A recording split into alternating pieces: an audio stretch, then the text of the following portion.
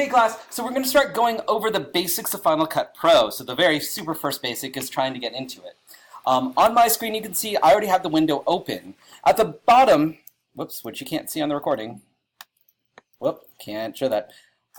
Well, Final Cut Pro here, it looks like this rainbow kind of movie clacker thing. If you press the button, at the bottom of your screen, you should see a dock. If you don't see a dock, take your mouse to the bottom of the screen, it should pop up. Press that PS square. Press that PS square, and it should pop up with a bunch of things, and you should see Final Cut Pro there.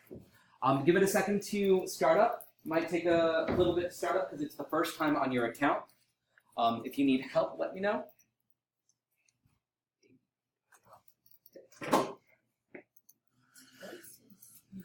So those of you familiar with iMovie, if you've ever used iMovie, this section will be somewhat similar because they are related programs.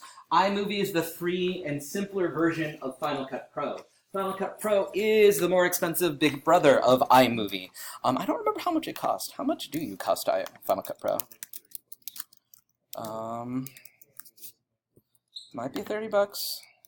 Just in case you have an Apple at home and want to do this at home. I do occasionally have kids that buy the programs because they really love it. You are not... Oh, there it is. Buy now. So it is $299. Maybe you don't want to buy this at home. I forgot it was that expensive. So, what's up? That is a one-time fee. Unlike a lot of other things, a lot of other editing programs are going to subscription-based, meaning they charge you every month. That's a one-time fee. You keep it forever. If you're interested in video editing at home and want a cheaper option, let me know and I can look up something appropriate for you because $299 is pretty expensive. But Final Cut Pro is used professionally. Some movies are made in it. A lot of commercials are made in it. It is one of the central programs of video editing. If you choose to become a video editor later on, do filmography later on, Final Cut Pro is one of the ones that professionals use. So, take a look at your sheet real quick, the one that says instructions, labeling the window guide. As I'm going through this, you're going to want to label things so that you understand what each section does. So, the labeling guide tells you what you should be doing while I'm going over it. And I'll point out that we're on step 1, or step 2, or step 3. You should be labeling on the picture sheet. Labeling on the picture sheet. So flip to the picture, and that's where we're going to start before we get into a lot of vocabulary. So, our first step there, label the sidebar as 1. Sidebar. The sidebar is this section right here, if you guys can take a look at my mouse. The sidebar is this section right here. You guys should see it on the side. It should say for you guys, Untitled Smart Collections and 8/22/18. That is the sidebar. Draw an arrow to it, write some notes on the side that this is the sidebar. The sidebar is where you select your library and your clips. Usually you have a bunch, well, not usually. Right now you don't have a lot going on there. But let me expand mine. By the end of the class, yours is going to look a lot more like Mr. Romano's, where you have a bunch of junk over here. The sidebar is similar to, I'm trying to think if this is how iTunes, I haven't done iTunes in a long time. Laughing at my video. You'll notice this is how I navigate to the different clips. Clips are stored in the side here, and as I click onto the sidebar, into these collections, into these libraries, it's pulling up all the video that I have loaded onto my computer. So your sidebar is your navigation bar. It gets you between different projects, different folders of your videos. It helps you keep organized.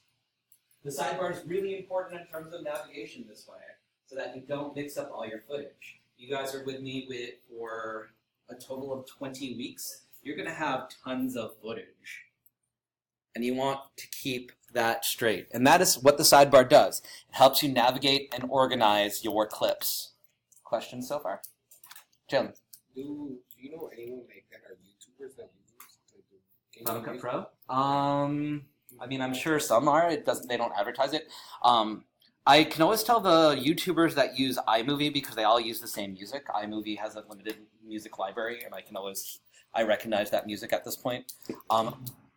At this level, though, most people, I mean, you can't tell the difference between this and other pro features. I'd suspect a lot of professional YouTubers probably use Final Cut Pro. Does he? Hmm. Ah. Okay, so PewDiePie apparently uses it. Probably any Mac-based YouTuber would probably use this. So, Sidebar is all about navigation and selecting things. Right now we are set to clips, but at the top of the sidebar there's other sections. We're not going to explore those right now. You don't have to note these, but I just want you to know if things look weird, that means your sidebar is set to another thing. Sidebar, again, is mostly about navigation. So, for instance, if I go to the sound section, I can see iTunes and I can see sound effects.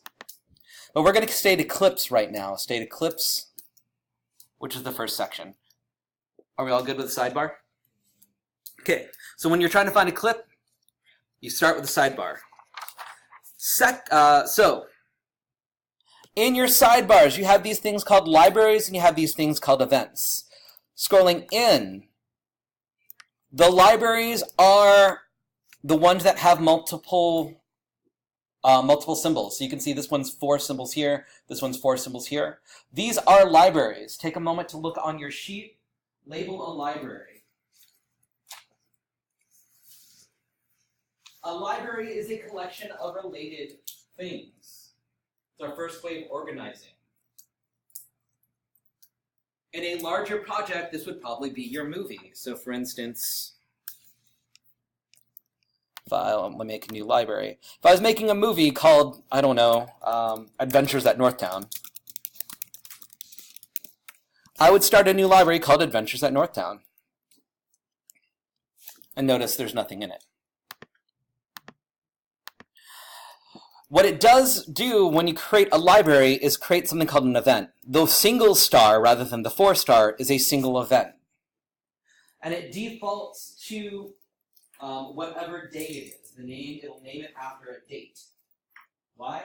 Because this is where you put your clips. In a longer movie, you'd have a single, the library would be your name, the name of the movie. The events would be single shots or single collections of an event. So for instance, I might rename this event to be Scene 1. Can I rename it? Are you going to allow me to rename it? Why can't I remember how to rename this?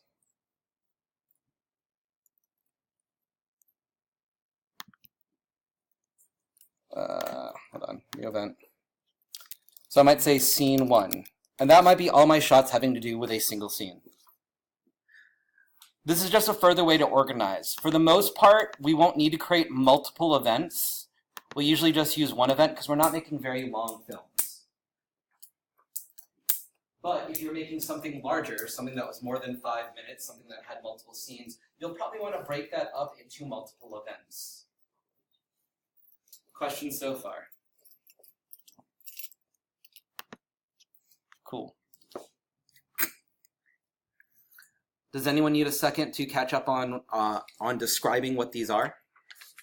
We've labeled sidebar, we've labeled a library, we've labeled an event. You should note what those do. It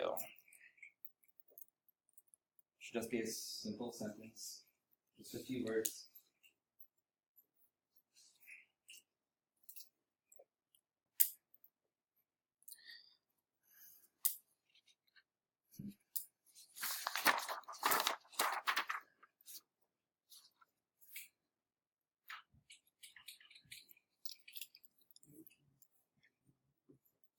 See a lot of pencils moving, so I'll give it around a minute.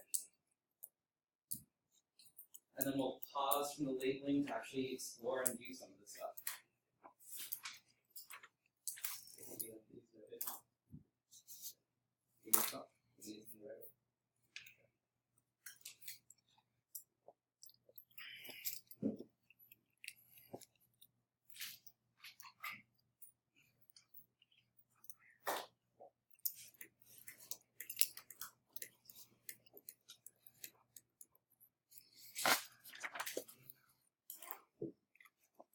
I need to actually pause this video for a second.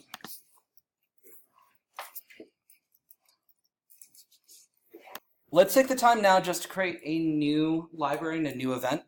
To create a new library, first off, flip to the back of your picture page.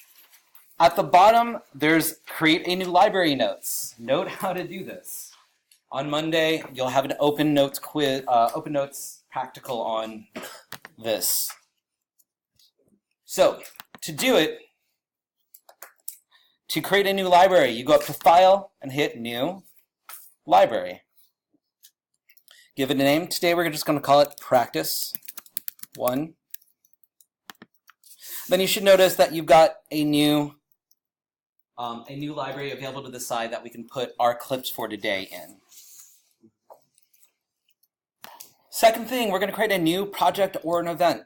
Both of those work the same way. You can hold down the Control key on your keyboard, click on the library you want to put it in, and say New Event. Let's just call this Practice of Control and click on the name. Control and click. On a Mac computer with a standard Mac mouse, Control click is the equivalent of left click on a regular computer. It's the equivalent of a left click. So if at any point you're using another program that you need a left click in, it's Control plus click is left click. Let's call this Event 1. I'm trying to change it. I'm trying to remember how you change the name. Double click on that. That was how you change the name of it. Oh, there it is. Just took a second, so just call it Event 1. What's up? You'll update this to Classroom. Yeah, we'll upload this to Classroom. I need to remember, though, I'm running out of time because these only do 15-minute sets.